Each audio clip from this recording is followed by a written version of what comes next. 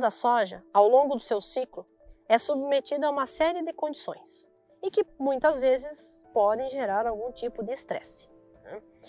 Dentro do cenário de Brasil, nós temos N variações que podem acontecer. Excesso de temperatura, quedas bruscas de temperatura, essas oscilações que nós chamamos de amplitude térmica.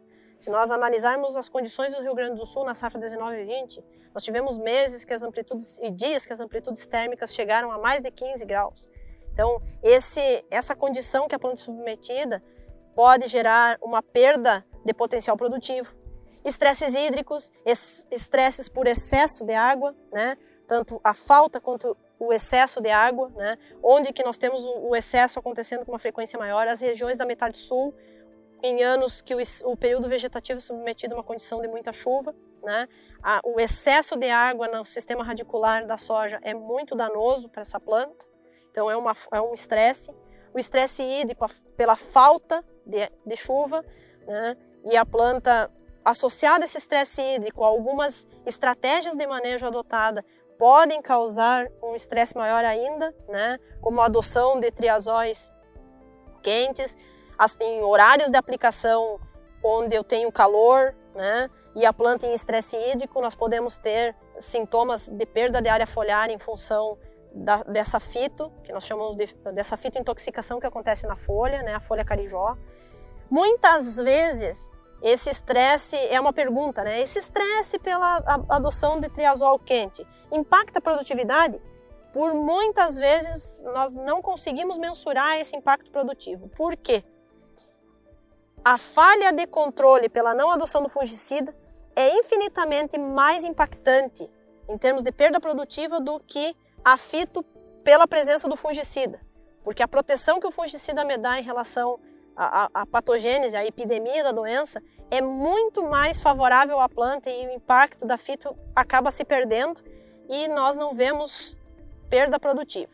Então, estresses abióticos, né?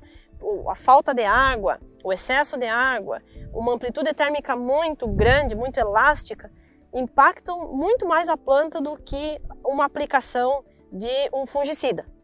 Outros estresses, fungicidas à base de cobre em caudas ácidas, causam um estresse bastante significativo na planta e esse sim causando um dano de perda de área foliar.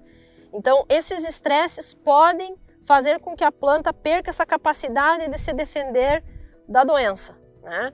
Então, todo esse processo de minimizar o estresse da planta ao longo do seu ciclo ajuda com que ela expresse o seu potencial produtivo de forma mais efetiva, né? Então, que cuidados que nós temos que ter?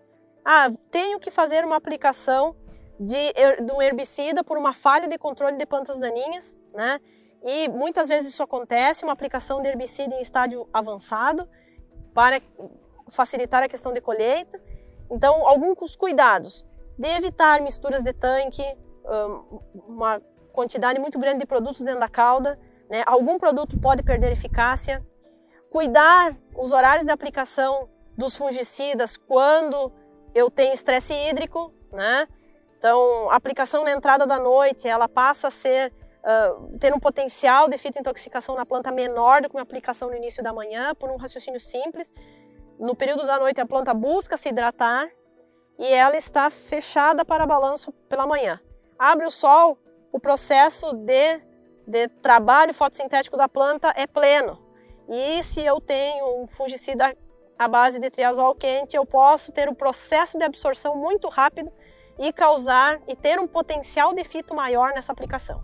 Então, esses cuidados de horário de aplicação, de ter cuidados das misturas de tanque, muitas vezes o produtor acaba se vendo obrigado a colocar 4, 5, 6 produtos dentro da cauda, realizar uma pré-mistura, ver a questão de compatibilidade, tentar o máximo separar os produtos, ter cuidado com a quantidade de produtos oleosos dentro da cauda, porque às vezes quando eu tenho muito produto oleoso eu posso ter aquela queima sobre a folha que a gente chama de sunburn, pela insolação, né, o efeito de lupa dessa cauda oleosa. Então, esses cuidados, principalmente em tecnologia de aplicação, fazem com que tenhamos uma melhor condição de vida da planta e, por conseguinte, que as suas defesas fiquem plenas para serem ativadas, né? Então, o processo de expressão de potencial produtivo passa pela nossa mão, né? Nós fazemos parte do ambiente. Todas as ações que eu faço dentro do meu ciclo da cultura, eu posso impactar negativa ou positivamente a expressão do potencial produtivo da minha planta.